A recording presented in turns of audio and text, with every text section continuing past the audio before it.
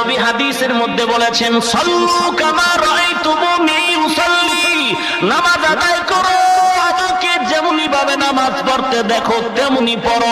কিতাবের ভিতরে যেমন দেখো এমন বলে নাই, কারণ কিতাবের মধ্যে যদি দেখো ভেজালে পড়ে যাবে।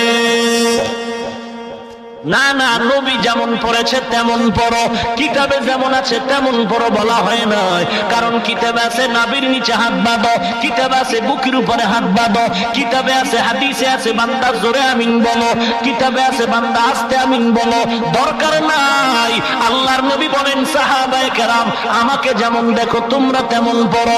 উম্মত সামনের পেট যারা আছে তাদেরও জানায় দাও, ও তাবিঈনরা তোমরাও নামাজ আদায় করো, আমাদের সাহাবায়ে কেরামদেরকে যেমন দেখো তোমরাও সামনের লোকদের জানায় দাও, ও তাবিঈন তোমরাও নামাজ আদায় করো, আমাদের তাবিঈনদের যেমন দেখো তবে তাবিঈনরাও জানায় দাও, ও উলামায়ে মুতাকাদ্দিমিন আমাদের যেমন নামাজ আদায় করতে দেখো তোমরা তেমন পড়ো।